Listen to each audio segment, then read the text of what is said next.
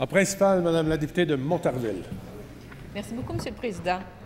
On le sait tous, la ministre de la Justice a présenté la semaine dernière ses lignes directrices pour gérer les demandes d'accommodement religieux. Des mauvaises lignes directrices nées d'une mauvaise loi qui vont créer plus de problèmes au sein de l'État. Chose certaine, la ministre a réussi à faire tout un exploit, faire l'unanimité contre elle. D'abord, il y a le syndicat de la fonction publique du Québec qui a dénoncé le manque de leadership des libéraux. Son président, Christian Daigle, a dit, et je le cite, « La pluralité des réponses aux demandes d'accommodement va créer un foutoir total. D'un centre de service à l'autre, la façon d'interpréter les demandes va pouvoir changer. » Et puis après, la présidente de la Fédération des médecins spécialistes du Québec, Diane Franqueur, a ajouté « Il n'y a rien de clair là-dedans. On va devoir gérer la confusion de la ministre. » Et pour le président de la Fédération autonome de l'enseignement, Sylvain Mallette, ça va être le Far West, rien de moins. Est-ce que la ministre est consciente de la confusion qu'elle vient de créer au sein de l'État? Non. Madame la ministre de la Justice. Les demandes d'accommodement, Monsieur le Président, vous le savez, nous le savons, résultent de l'application de la Charte. C'est simple. Qu'il s'agisse de demandes d'accommodement pour questions d'handicap, pour motifs religieux, pour identité de genre, orientation sexuelle. Les demandes d'accommodement sont appliquées, sont traitées dans les organisations depuis des années. Ce que nous avons présenté la semaine dernière, ce sont des règles d'application, des lignes directrices qui permettent de bien comprendre les conditions qui sont énumérées dans la loi, dont nous avons discuté en commission parlementaire. Il y a même des conditions qui ont fait l'objet d'amendements à la suite des commentaires des collègues. Dans le fond, ce que ma collègue laisse sous-entendre par ses commentaires, c'est que si la CAQ était au pouvoir, la Charte, il la balancerait par-dessus bord.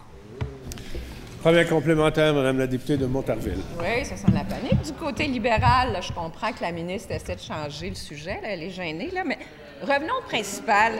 Il n'y a personne au Québec qui comprend ces balises libérales des accommodements religieux. Au lieu d'être claire, elle a ouvert la porte à la subjectivité la plus totale. Qu'est-ce que la ministre a à dire aux fonctionnaires qui devront traiter les demandes d'accommodement religieux, mais qui ne savent même pas comment ils vont procéder? Madame la ministre de la Justice. Ce qui me décourage, Monsieur le Président, depuis 4 ans, c'est le ton de ma collègue. C'est son manque de respect pour nos libertés individuelles, pour les droits qui sont protégés par les chartes. Parce qu'à travers ses commentaires, à travers ses questions, à travers le mépris qu'elle me porte, il y a un mépris envers la Charte, envers le respect de la diversité, envers les libertés individuelles de tous les Québécois et de toutes les Québécoises. C'est ça qui me décourage, Monsieur le Président, parce que les lignes directrices, elles sont le reflet des conditions prévues à la loi. Elles sont aussi le reflet des décisions qui ont été rendues par les tribunaux au fil des ans. Et elles expliquent, évidemment, l'éventail que constitue le traitement des demandes d'accommodement. Deuxième complémentaire, Madame la députée de Montarville. Monsieur le Président, depuis 10 ans, 10 ans déjà, les libéraux ont balayé sous le tapis tous les dossiers des accommodements religieux. Tout ce qu'ils ont réussi à faire, et elle vient de le démontrer à nouveau, c'est de traiter ceux qui s'en préoccupent de racistes et d'intolérants. Un gouvernement de la CAQ va déchirer la mauvaise loi 62 et adoptera une vraie loi sur la laïcité. C'est possible, nos chartes le permettent. Un gouvernement de la CAQ aura le courage que vous n'avez pas eu, Madame la ministre. Madame la ministre de la Justice. Monsieur le Président, je pense qu'au cours des 10 dernières années, notre gouvernement a su appliquer en grande partie les recommandations du rapport Bouchard-Taylor. Notre gouvernement est celui qui a fait le plus pour l'inclusion de la diversité dans la société québécoise. Notre gouvernement s'est toujours tenu debout pour le respect des droits et libertés individuelles. Notre gouvernement a eu le courage, à travers parfois des tourbillons médiatiques, de tenir tête et de respecter ceux et celles, la minorité et ceux et celles qui avaient besoin d'être appuyés.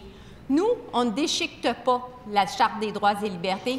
Nous, on ne déchiquetera pas les droits et libertés, Monsieur le Président. Et honnêtement, ma collègue devrait faire un petit examen de conscience. En principal, Monsieur le député de Nicolet-Bécancour.